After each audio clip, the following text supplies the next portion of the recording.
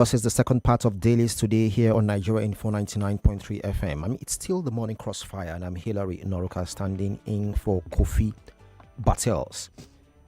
So this are the stories on the front pages of the newspapers. I'll start from Vanguard. So the Vanguard says something interesting is here. Presidency to Obasanjo. Terrorism took root under your watch. Now, this is the presidency to former President Olusegun Obasanjo after Obasanjo talked about insecurity in Nigeria. And mind you, I'll be joined soon by Majeed Dahiru, our analyst who joins the Morning Crossfire every Monday, 7:30 to 8 a.m. to review the stories on the front pages of the newspapers. So Vanguard, presidency to Obasanjo, terrorism took root under your watch. Another headline here, insecurity bandits unleash terror in Kogi, Kanu, Sokoto, Kwara. And subheaders here, Nigerian schools need security education now. That's according to Wale Soyinka. And be courageous to tackle insecurity, reconcile Nigerians, Tunde Bakari tells President Tinubu, and will rescue all Ejiba church victims. That's from the Kogi state government. Another headline here, new tax regime may trigger capital flights.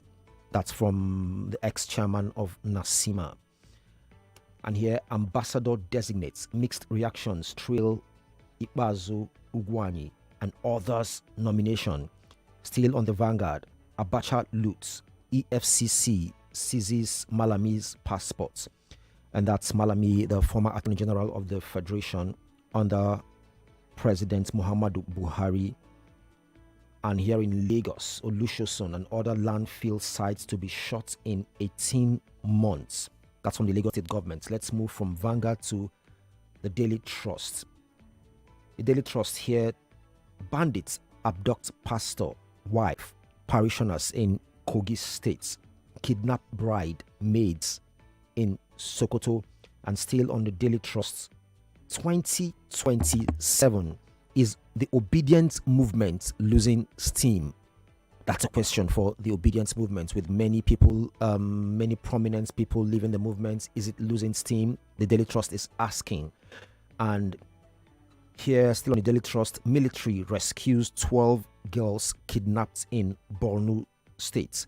Another story here, experts push for the sale of refineries amid 2.92 trillion naira investment in 2024. So I have Majeed Dahiru, he's already online, and we'll be starting our conversation soon, reviewing the headlines on the papers. So, but I'll continue. So, Daily Trust, bandits abduct pastor, wife, parishioners in Kogi, kidnap bride, maids in Sokoto.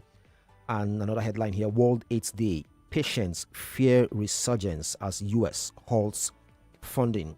From the Daily Trust, I'll move over to The Guardian. The Guardian here, 42,000 schools still vulnerable despite $30 million safe school funds.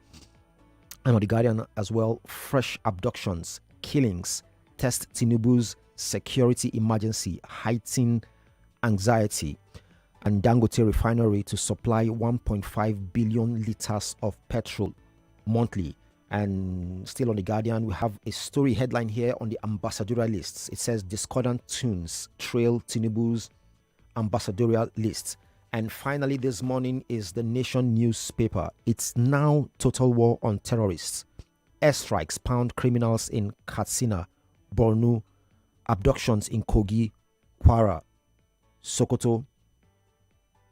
Okay, and another one here, Dangote pumps 50 million liters of petrol per day into the market. So the papers, it's all about insecurity, about petrol, and of course, with Dahiru joining, let me just go back to the Vanguard. So Vanguard here says insecurity, bandits unleash terror in Kogi, Kanu, Kwara.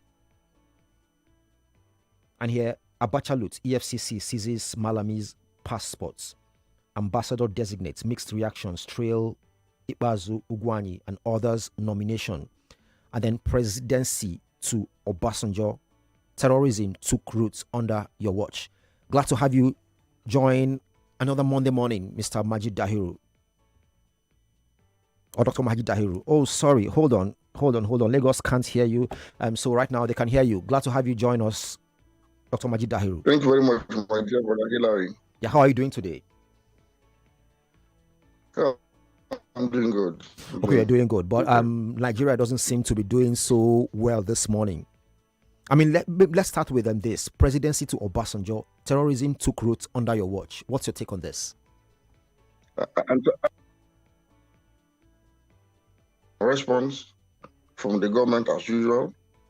The man made a very valid point that no legitimate government should dialogue or negotiate with illegitimate, heavily armed non-state actors that are criminals and terrorists that are marauding the entire country. There is nothing wrong with that statement by the former president, Olusegun Obasanjo, that this government should respond to in such a manner.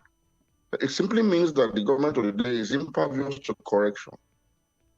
This template has been in place under the former president, Muhammadu Buhari. It didn't work at all. He left the entire northern region and Nigeria by extension as one of the most terrorized countries, traumatized. And if you ask me, northern Nigeria is about the largest killing field today, not in the entire African continent. It means that you can't pacify, you can never negotiate anything reasonable out of a bandit or a terrorist. It's not possible. What are you going to exchange with that bandit for him to drop his multi-billion naira? Criminal bandits are far more motivated than your armed forces in terms of remuneration. You see bandits and their videos, you see the kind of the catcher of arms you see the videos cash on social media that they parade and display. It tells you how well motivated they are in this enterprise. So why would they drop this business if, since you are lethargic and since you are sleeping on duty, why would the bandit stop this enterprise that is so lucrative for him and embrace whatever it is you say you're offering to him? What are you offering him? What are you going to give to him? Bandits or granting them amnesty is ever envisaged, let alone written down. It's not there. So when governors and elements in the government throw around this idea of